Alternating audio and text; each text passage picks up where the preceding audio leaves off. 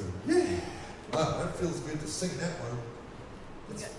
That's one I just sing all by myself for me sometimes. You got some thumbs up and heck yeahs on that one. Oh, thumbs up and heck yeahs. I like thumbs up and heck yeahs. Thanks for the thumbs ups and the heck yeahs. Heck yeah.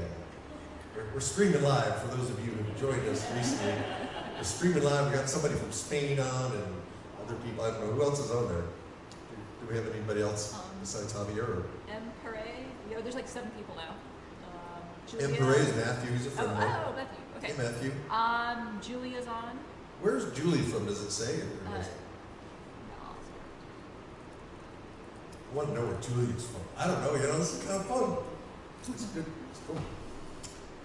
So yeah. So if you have joined us late, I'm going to be continuing to be doing some streaming stuff. Not next Tuesday, but for the next 90 days, I'm going to start a new 90-day challenge, and make sure you're on my email list. And obviously you are, since you found it, and just read those emails, and it will be unfolding in the process. So you guys are all on my email list, right? No? Okay. Before you go, definitely sign up. Are you from the meetup group? Cool. Groovy. Welcome. Yeah. So this is the 10th one of this series, and I'm going to take a little break and figure out how I'm going to do the next batch. I may be back here in the fall. It's just this building is really hard to do in the summer because the air conditioning makes so much noise and it costs a lot of money to cool it. So we're going to take a little break, and I need a break because I'm working very hard lately. So anyway, what I wanted to do at this point, I had promised some of the folks online and in the email that I would teach my NLP Belief Change process.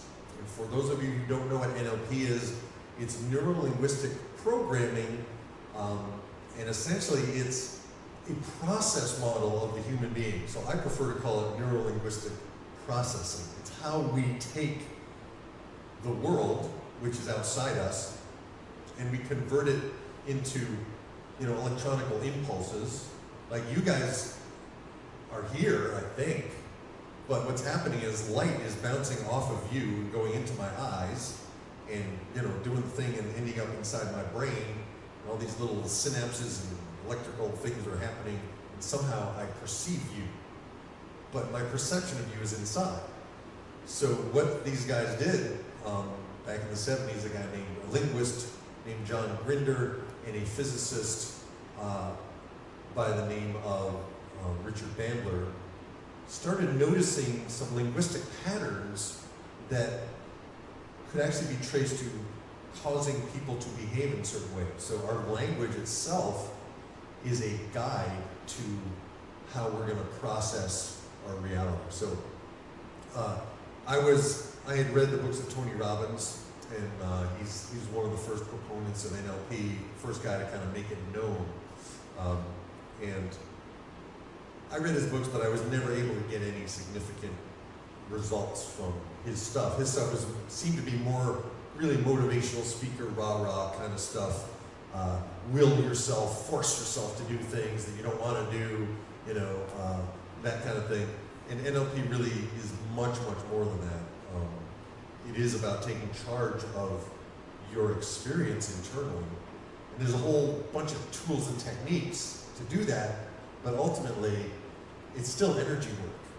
It's still healing. It's still working with whatever your story is, and sometimes calling yourself on your own bullshit, And in fact, NLP was modeled on three major people. One was Virginia Satir, who is considered the grandmother of family therapy. And she had a whole linguistic model that she would use when people would say, well, he always does that to me. And she would just go, always? And the person would go, well, not always. And what she was doing was bringing them out of their trance of victimhood and getting them to own their own experience and their own creation in this process. And so Richard Bandler was, as a grad student, was transcribing some of her audio tapes, and it was like, you're using these different language patterns. I think he counted 7 or 8 or 14 of them. I don't know what the number was. And she goes, wow, I only realized I was using 4. So they took that, and then they went and they studied Milton Erickson, the father of modern hypnosis. hypnosis. And he was using the same exact language patterns, but in an entirely different way. And so they studied him, and they modeled. Richard Bandler's a brilliant modeler. He could literally go to anybody, find out how you think the way you think, and do what you do as well as you do it, even though he didn't have 20 years or 10,000 hours of experience. And also Fritz Perls, the creator of Gestalt therapy. And what they did was they took just the stuff that seemed to work consistently from these guys, from these people, and they then took stuff from behavioral psychology and from all kinds of different things, and they put together literally a user's manual for the human brain, for the human experience. So I cracked open a book once when I was living alone for the first time at age 40. I had gone right from mommy and daddy to getting married and living and having a family, and I'd never lived alone, never lived by myself, and I did not know how to make friends. I was terribly shy, and I was living in this big apartment building alone for the first time, and I was going off and doing school performances all day and coming back, sometimes leaving at the crack of dawn and coming back late at night, and there were all these people living in this huge apartment building, but I didn't know any of them, and I didn't know how to get to know any of them, you know? And so I was like, I gotta do something. And one day I went to the bookstore in my town in Manchester, Connecticut. There was a Borders Books, and then right across the street there was a Barnes & Noble. And I would just go to both of them, you know? I would just spend the day, what do they have in their self-help section? And there was a book, a very brown, boring little book that said, Changing Beliefs with NLP. I don't know what this is, and it was by a guy named Robert Dilts. And he was the first guy. His stuff was so much more immediately applicable than the Tony Robbins rah-rah stuff. And I was like, got the book, went home, and he had a belief change process. And in the book he talked about how his mom had cancer. She was a nurse, and the doctor said, you better get your affairs in order because you don't have long to live. And she was terrified, and of course being a nurse, whatever a doctor said had massive authority. So her son, Robert Dilts, he asked her, would you be open to, doing some of this NLP with me? And so she was like, yeah, if I'm faced with my imminent death, yeah, I'll try anything, right? And sometimes that's where we have to be before we'll open our minds, right? But he helped her change her beliefs. And she literally, the cancer just disappeared. I mean, she went back several months later and they couldn't find any trace of it, and they were just, we must have misdiagnosed it. No, she healed it, right? And part of the process of healing it was her challenging her beliefs. And so I was like, okay, maybe it would work for me to not be so shy. And so I just did the step-by-step process, and I remember reading the book and doing the process, and right then the doorbell rang, and I had ordered some more stuff about NLP from Amazon or from somebody, NLP training tapes or something, and I was like, ooh, went down, and there was a whole crowd of people waiting for their UPS delivery, waiting for their turn to sign, right? And I'm standing there, and I'm just like, there was a very attractive young redheaded woman there, and I'm like, hey, how you doing? What are you getting? It's kind of like Christmas. So I just chatted with her, and then there's a guy over there who says, what are you getting? And I literally became like the life of the party of us getting our packages, and we had a great time, and it was like something had just crazily changed in me, and I could feel it and sense it. And I went upstairs, and it wasn't until I literally just remember turning the doorknob of my apartment, and I'm like, holy crap, what just happened? And it was like, I have to learn everything I can about this, because this is like the first thing I've ever done that actually had almost immediate results. I mean, I had done energy work, and that had totally caused my life to fall apart, in the best possible way as I look back. I had owned 4 houses that I bought for nothing down in the 1980s, and I started doing this energy work, and I ended up losing everything and becoming a kid performer, actually making a living as a musician for the first time. So I knew energy healing worked, but my experience with it was that it took kind of a long time, and it brought up more pain and sludge than I cared to do all the time, And this was like, wow, boom, boom, boom, I did it. And I feel fabulous. And from that point on, I made friends with the people across the hall. I made friends with the other people across the hall. I made friends with the guy next door. And I ended up getting, the woman across the hall worked at the Parks and Recreation, and I ended up getting gigs, doing kids gigs. It was just like my world started opening up. And so I wanted to teach that to you tonight, if you would be interested in learning. How about you at home? Are you interested? And all you have to do is imagine that you have a mental movie screen in front of you. And all you have to do is, what? Only if you want to move up and be closer. I think it would be fun if you moved up and be closer. Snuggle up, kids. So if you imagine you have a mental movie screen, what we're going to do is we're going to play. That's all we're going to do. There's no right or wrong way to do this, but we're going to ask you to just notice some things. So I want you to think of something that is true for you. It could be, your age. I am 4 years old. Or it could be that the sun is going to come up tomorrow. Anything that's kind of true that you know to be true. And just notice, do you have a picture? Where is that picture? Chances are, for most people, something that's true tends to be right in front, right? I can think of my son Andrew. He is my son. I saw him be born. I know he is my son. That's true. Boom, right there. I can think of the sun coming up tomorrow. Yeah, right there. Boom. I can also think of something that used to be true for me. Like, I used to be 13. And then I had my birthday and I became 14. So we all have a mechanism, an unconscious mechanism for letting go of an old belief. For me, I noticed when I think of me being 13, that's down here and it's small and dim. But my true beliefs are right here and they're bright. So just notice that for yourself.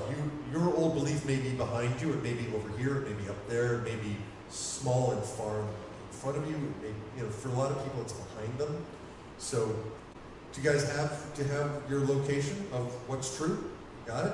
And you have your location of an old belief to notice? Anybody? It's okay if you don't, because I can help you. Just talk to me. Yes? Okay? So what we want to do, that's kind of the first step. We want to look now at a limiting belief. And for me, my limiting belief, I'm shy, it was right where I hold my true beliefs. It's just a belief. It's just a belief. So I was like, wow, if I take I'm shy and I move it down to where I keep my old beliefs, make it small and dim, I feel good. But we also have to replace the limiting negative belief that for me was right here with something that you want to believe. And I noticed, I'm outgoing and friendly and enjoy all kinds of people is up here. And so I pulled that in and I literally imagined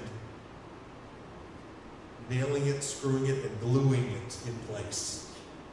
Now, a couple days later, I noticed it had moved up again, so I just took the old belief, slammed it down, pulled in the new belief. Boom. That's it. It was simple.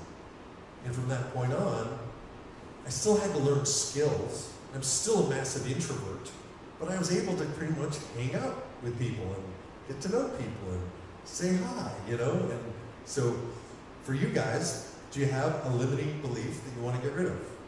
Anybody? Got it? Notice where that is. Notice if it's in your true spot. And gently or forcefully, whatever works for you, I found forcefully worked really good. And I would slam it down, but for you it may be that way, maybe this way. It could be behind you. Whatever you want to do, get it out of that true belief spot. And what do you want to be true instead? Pull that in. And notice how it feels in your body. Just check in.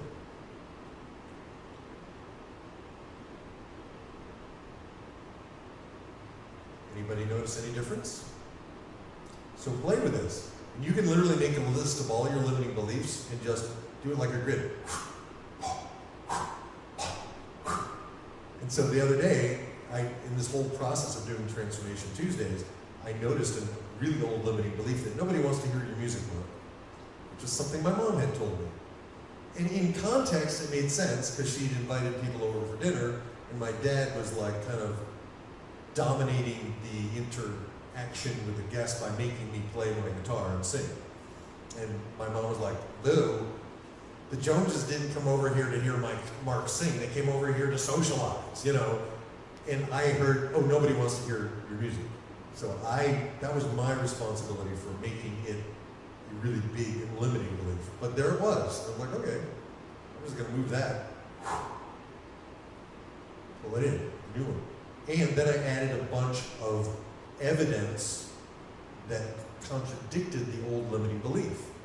And what I do is I go to the Together We Could Change the World song on YouTube, and I see that, oh, there have been over 500,000 views of this song in various videos all over the world. So obviously, some people want to listen to my music, right? So, but that logic doesn't work to change the belief. It works to help support a belief change. But if I believe that no one wants to hear my music, then I will literally delete any evidence to the contrary, right? So once we notice, oh, okay, this works with food. Ice cream, for me, was here. Frozen yogurt was there. All I had to do was move ice cream to frozen yogurt, and all of a sudden it was no longer an addiction. And it was an addiction for me. I ate it all day. I always had a certain kind in the refrigerator. And so the idea of moving these images around is actually revolutionary. Because we're doing this all the time. This is what we do unconsciously. The stuff that we think is true, we're putting right here. Someone we love is here. Someone we really like might be here. Someone we don't like might be over here. You know? And so, whoa, you know, how do you get over a love affair? Someone who used to love and now it's over? Well, you move them over there. You know, it's like, so play with that this week. And some of these ideas are what I'll be kind of going deeper with in the next Transformation Tuesday challenge. So that's the message portion of the program. So we are going to do some more music, and we're going to stop this and start it again, and we're going to increase the volume.